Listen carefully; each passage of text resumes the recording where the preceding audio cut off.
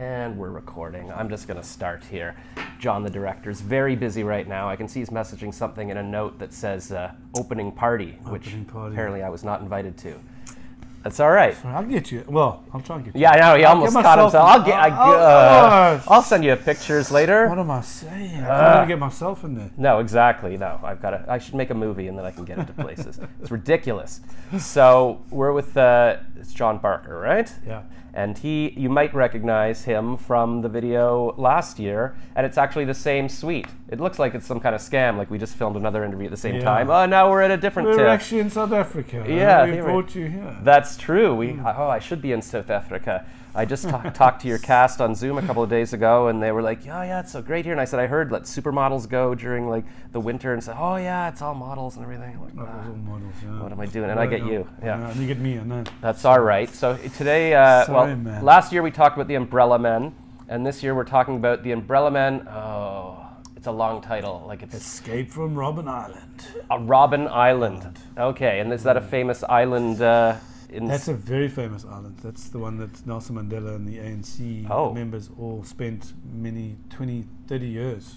Okay, so now I sound very uncultured. Okay. Do you think that South African? It's fine. Yeah, that's true. I'm not South African. That's partly why we. Yeah, you've actually it's not bad. You would fit there with the models, I think.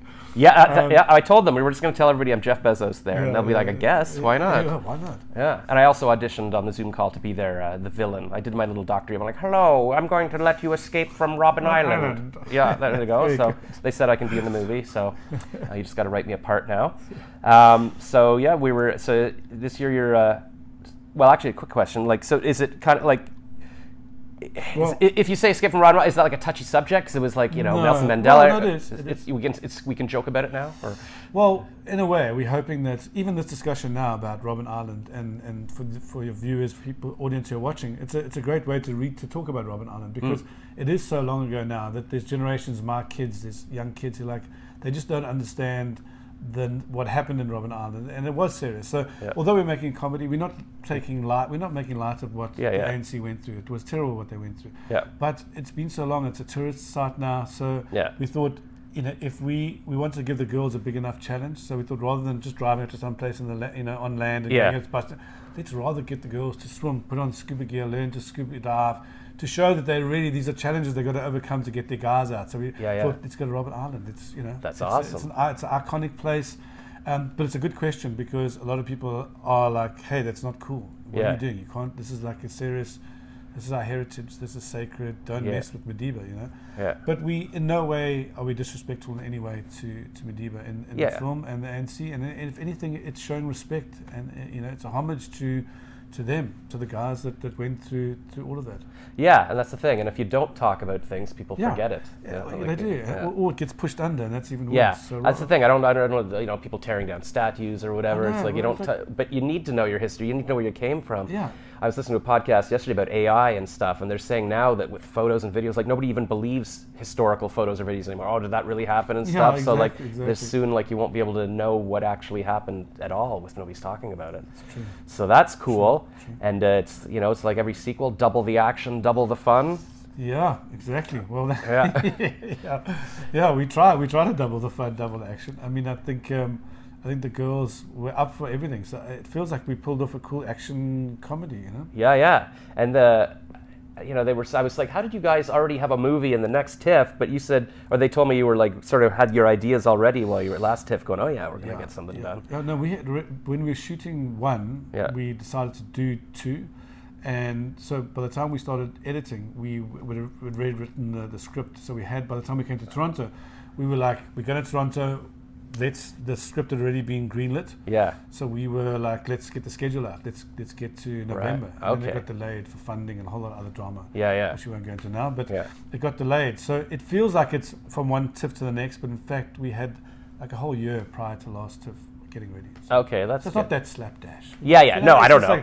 Like, stick it together with snot and spit. Yeah, just get it out there. But at least I like it's nice to hear somebody actually had plans for a second, like while you're making the first, because a lot of times like I made Star Wars. Oh crap! Now we're gonna make another one. Let me think. And then you start retrofitting. It's his father. Like what? You didn't say anything about that. Like the prequel. Yeah. Oh, the prequels. Oh. Prequels. God. there's a new Hunger Games prequel coming out. Does anybody care about that stuff? Like, you know what's going to happen. No, so why? Star Wars I get, because that's what they started off. They started with 4, right? So that was clever. I mean, he did. He almost, but I don't know if he really thought. No, he might have thought we would never get to 1, 2, and 3, but at least there was some thought of that. Now it's just like, oh, we're running out of ideas. We're on 4. Let's do a prequel. Yeah, what was the baby version of that guy or whatever? But I did see. We say that now. In 10 years' time, you and I will be sitting here much older and going, it's a lovely prequel we've done. The Umbrella Babies. The Umbrella Babies. So lovely. No, I think, probably. Maybe you'll have a sequel with like the UmbrellaMen's children, and then the UmbrellaMen will sort of be the wizened gangsters and giving them the little tips, and they'll have to go back to Robben Island or whatever. Exactly. We'll see. Yeah. Life is depressing. Life is so depressing. Let's not make any more films. No. Are we done with films? I feel like with the strike and everything now, like maybe we don't have to make any more films. Like we can just go back and watch every film in history because we've already, who has time to watch them all? Exactly. Are we just done? There's just so many films now you can't watch anymore. Yeah. People used to go, watch everyone's films. It's impossible now to watch everyone's films. That's true. And in the first year of films, you could say I've seen every film ever made. Times, I saw the one where the train comes at you. The train comes towards him, and the one terrifying. Made by the brother. Yeah. So the little moon goes up, and it's like, what? How did they go into space or whatever? Many times. Yeah, exactly. So I've been back and back. It's like Titanic. I saw the moon one 50 times. Well, that's exciting. And so, is it better to be at TIFF alone now? You don't have to take care of your cast. You can just I'm missing them. Yeah. The cast were fantastic. Last year we had so much fun, and the media we got around from you guys and from everyone. We made a real splash. We had the bright umbrellas, and we walked down the road to the premiere. My mom drove me to the bus yesterday, and I got in her car and I'm like, there's a big umbrella in the backseat. I'm like, wait, is that the rainbow umbrella? The umbrella? I was wondering where that went all year or whatever. It's like, you want to take it? I'm like, nah, I don't think it's going to rain. But yeah, so it is having good use, good branding. Yeah. No, exactly. Yeah, thank you. We had a fantastic time. So I missed them big time. Well, is there going to be like a trilogy? Or is that's sort of like... It's like somebody's having a baby, and you're like, well, when's the next baby? It's like, we're having... We're just having this one. Can I not enjoy my baby? My wife loves kids, right? So because you're at nursery school. So we have our third child, Eli, and he's 2 weeks old. Oh. And so a friend, he's a month old. Yeah. And this friend comes over to the place, and she's got a 1 week old baby, and Marilyn gets all broody for the 1 week old. And I said, but we've got a 3 week old. Yeah, it's old. It doesn't have that fresh smell anymore. Give me the small baby. I'm not, Marilyn, it's 3 weeks. Please stop with the babies. Well, at least it's the woman doing that, because she might be like, I don't want to go through it. Like, for a guy, you just get the fun. You make a baby, and I see you later in 9 months. Yeah, I mean, how is your audience cool with hearing things? They're not squeamish, right? I don't think anybody would watch me if they were squeamish. Okay, I heard this really interesting story the other day. Yeah. That in Mexico, like 3,000 years ago, 3,000 BC, they had this thing where men would experience the same pain whilst the woman gave birth. Like they did something to them? Yes. So what they did is they would take a rope and they would tie it around their scrotum, the men's scrotum, right? He would hold onto rafters in the abode, right? Yeah. And she would be below holding the 2 ropes, and she would push and pull. So can you imagine? Like, I don't know how true, but I mean that's a way of we should bring that back. The ladies would be like, yes, yeah, no, I must suffer with us. Yeah, women watch this on YouTube. Give us a like if you think that's a good idea. I think it's a good idea. Well, because now what they do with men, they make you put on like show men what's like. So they wear like a big, a watermelon kind of thing in a bag or something. Oh God, when I was reading that, I was like, oh, this is where this is going to go. Then I was like, okay, now around the scrotum and the ropes. Because you feel that pain would be, I guess, close. Your wife would also be like, the more she really wants to get back at you, just pull harder too, Yeah. Now she's like, okay. Like the baby's out. I'm like, really? Did it hurt that much? Oh yeah, it was really good. It's like, don't break these if you want to make more babies. But I was reading, I listen to a lot of podcasts, so now I'm glad I can dump my knowledge. But they were saying like we've reached the maximum of intelligence right now because our brain can only get so big because it's limited by how wide a woman's hips can open to get the baby out. I'm like, if only we could expand that. We could have like giant Star Trek brained people. See, that's where the aliens come from, the big heads. Yeah, that's why they're so smart. Yeah. But there's a limit there. I guess if we just if we can grow, I'll bet if we could grow women, let's take them out, grow them in a jar, so make a giant jar for the babies, we'll all be so smart. This is where your podcast ends right now. This is it. I've been cancelled already. You've been cancelled. That's all right. We'll go with a bang. Yeah, you can do UmbrellaMen 3 with us, don't worry. Oh yeah, exactly. I've already been cast anyways. I went out for dinner a couple of nights ago with a young woman. Maybe she's 27. She's like, I don't want to have a kid because it ruins your body and you won't look good. And some guy at the table's like, but you're going to get old anyways. She's like, I don't want it. Yeah, it was harsh. But then I don't know what I'm talking about now, but I was in the beach a couple of days ago, and there's this beautiful woman in a bikini with a little kid, and I was playing with my friend's kids, and I said, "Oh, look, little kids," and she thought I was the dad, so I think, okay, it's safe, I can talk to her. And it looked like she was pregnant again, but she was gorgeous. She was like a German consulate who had just moved here and stuff, and I don't know. So I don't know. Some women, I guess, somehow they magically snap back after kids or whatever. I don't know, but who cares? It's the beauty of life. Having kids. Birth. I don't have kids, clearly. Don't you? No. Why don't I? Because I just kept breaking up with every girlfriend I had, thinking, oh, I'm going to be famous in Hollywood. I can't commit to you yet. I'm going to marry Julia Roberts or something. And then I wound up at my age going, oh, crap.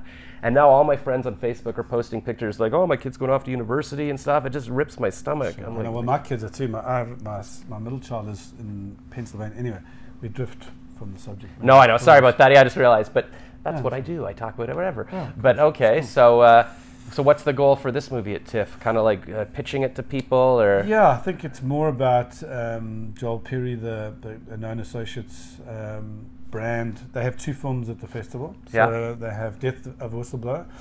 You met Ian Gabriel earlier. Yeah, I'm going to talk to him tomorrow. So he's a really fantastic, legendary film director in South Africa. Cool. He has his film Death of a Whistleblower in the centerpiece section. Okay. And we have in Industry Selects. So I think because there's 2 films from one company, we decided to do a whole South African day. So we brought Sho Majosi, who's a big star in South Africa. She's a great singer. Oh, wow. And she's actually in the film. She has a really great cameo in the film. Oh. And she's done a beautiful song for us playing out the credits. Oh my gosh. Yeah, it's a whole Celine Dion Titanic kind of thing. But she's also in the movie, so it's more she's like in the movie, so Whitney Houston. Yeah, exactly. She's really cool. And she's performing on Saturday. So we have a whole South African day. Wow. We have a performance, we have red carpets, we have 2 films. So it's going to be It's a cool. big thing. Do you feel, is it kind of a push to show people, hey, you should shoot films in South Africa, like try to build the industry there? Or? I mean, I think there's an element of that. Joel definitely has, relationships with people in South Africa where they're doing all the post. They did the post on this film at the refinery, and they did a great job on this film. And I think that they are trying to entice people to come over and say, I know you shoot a lot in South Africa, but why don't you finish in South Africa too? Why don't you do all the post? Yeah. So, you know, this festival for us is showcasing our film and trying to get more partners and invested in South Africa and help us make more films. That's awesome. Wow. Does TIFF feel different this year because the American writers are and actors are on strike? It does, yeah. I mean, we also feel we completely with the writers and the actors. It's just that we are we're small independent films, so I think that we sit outside of the landscape that they're talking about. So I think we feel like someone said, "Oh, you traitors, you shouldn't be going to the festival." Yeah, that's what the guy said when I left his apartment. He's like, "Are they standing in solitude?" I'm like, we do stand in solitude. We are, and, No, of course. We are. I mean, you got to.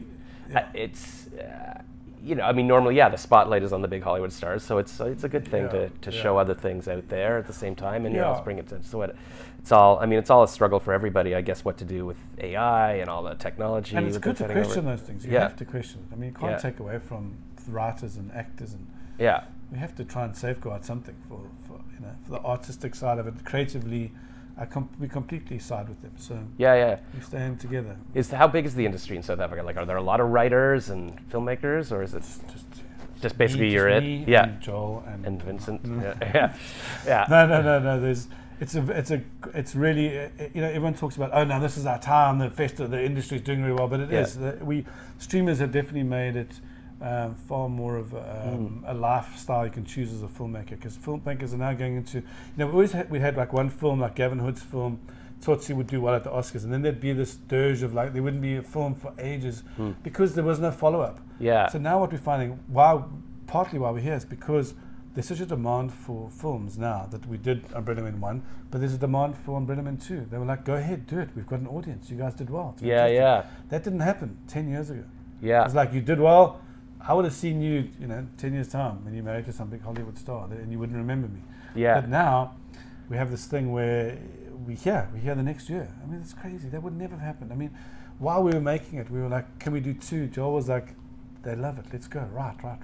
Yeah. Because it opens up the audience, obviously, and I guess with technology, it must be, I don't know how long it used to take to shoot on film and all that, but that must have been harder and stuff. So you can work faster now, and then. But there's just a worldwide audience. That's the yeah, demand. that's the thing. There's People demand. can see Korean movies, whatever, like just whatever, and they always need more. So people can scream all day. Like you go to a movie every few months at a theater, you don't need 50 more movies. Exactly. But now everyone's at home watching, and they want to see what the next one is. It's no. They're hooked. It's like, where's the next UmbrellaMen? Yeah. So for us, the content, it's a great time. Yeah, South Africans. That's exciting. Yeah.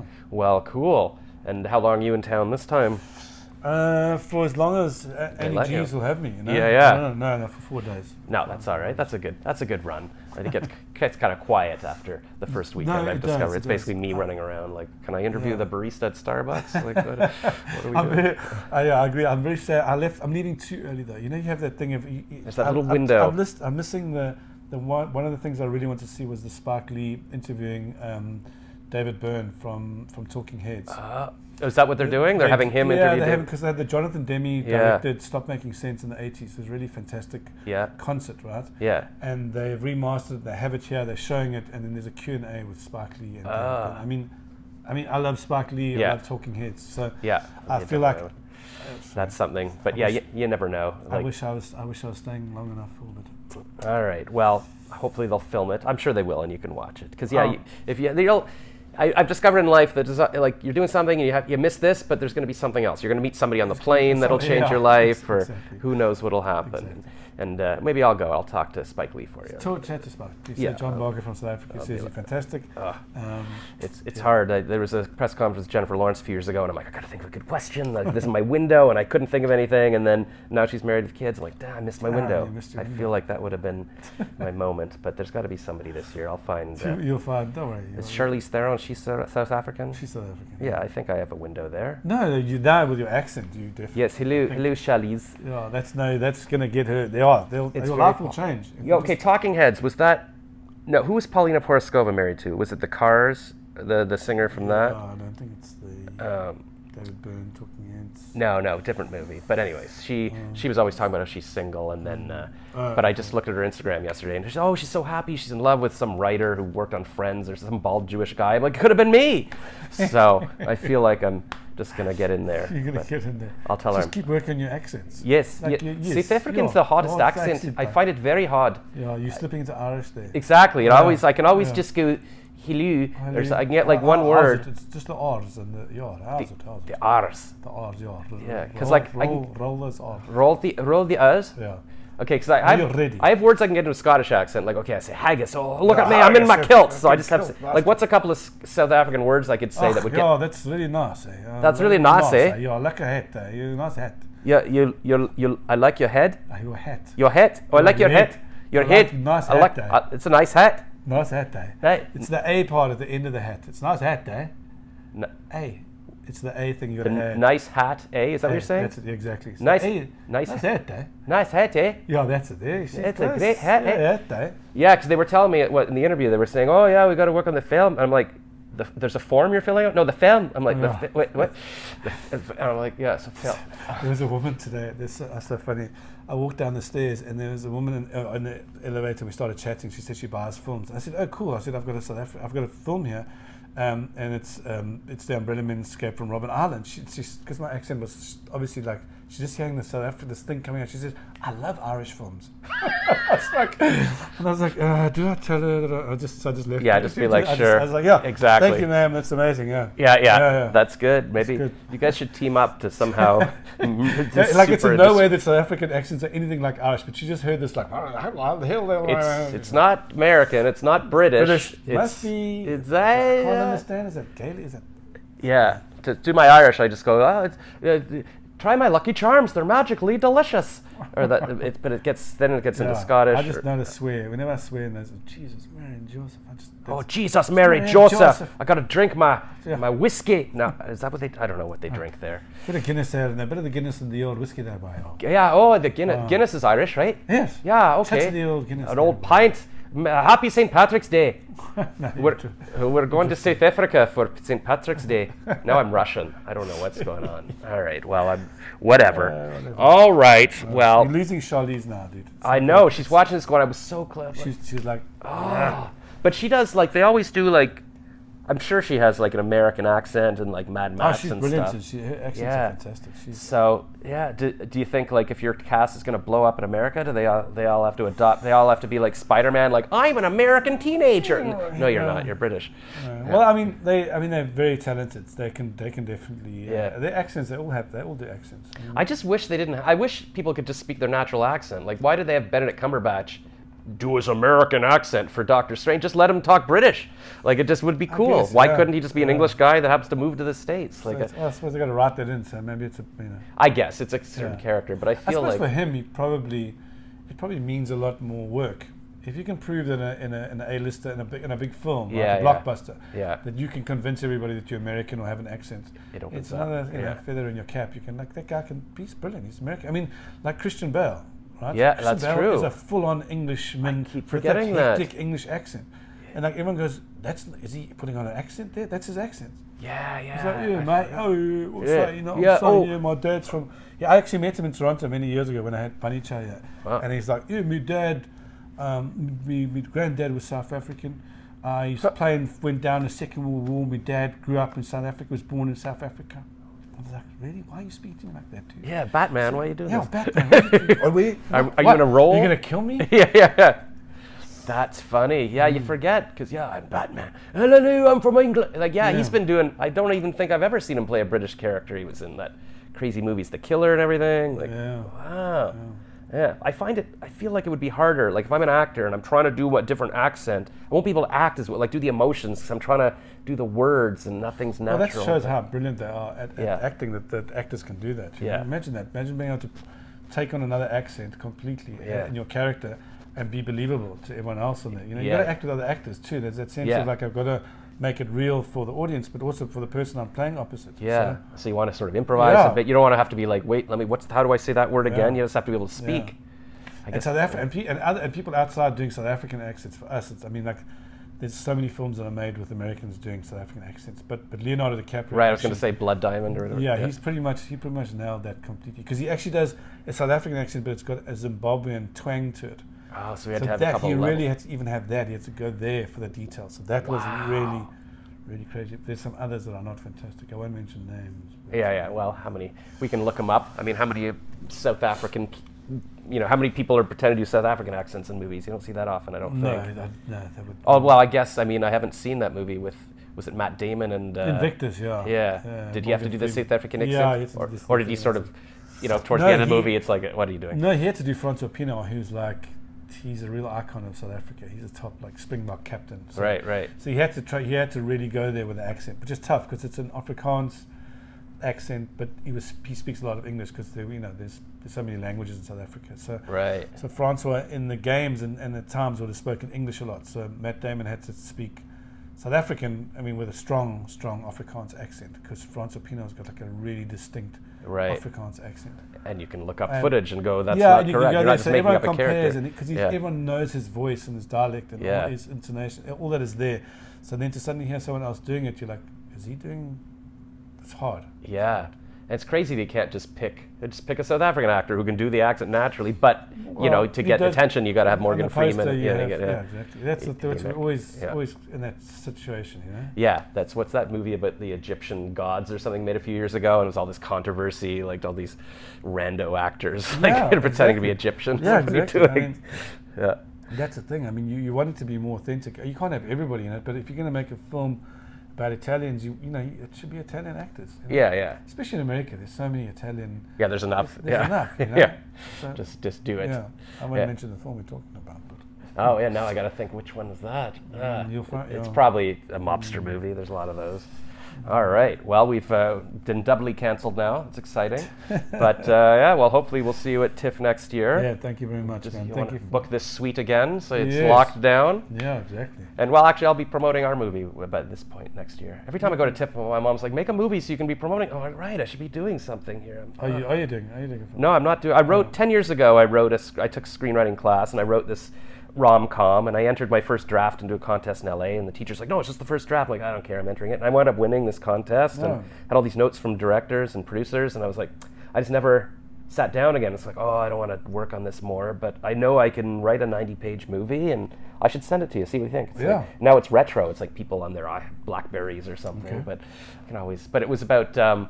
I was working in advertising, and personally, I always have trouble making decisions, and I've ruined dates because I'm like, which restaurant we go to, and so I had this idea. This guy, has another date, he ruins it, and then he meets a girl at a coffee shop, says the wrong thing to her, and ruins it, or he couldn't decide what coffee, and she just thinks he's a loser. So then he wrote a commercial about a guy who goes to a coffee shop, and the focus group, he always focus group had like an animatic version, a rough cartoon version of the commercial, and focus group is like, the guy should have said this to the girl.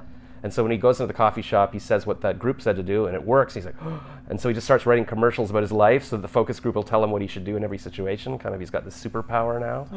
So that was the idea. Maybe a bit high concept, but I could do something like, I want to do something with like a phone booth, just one location, so it's like really easy and cheap to shoot, and just bang it out in a weekend. Like Rocky just wrote Rocky in a weekend. Get Rocky and stay in your room and write it. Yeah, exactly. Amazing story there. All right, well, I'm going to write something based in South Africa, and then I'll get some government funding from the South African Film Board, and it'll be all good. Very good. All right, bye. Bye. Thank you.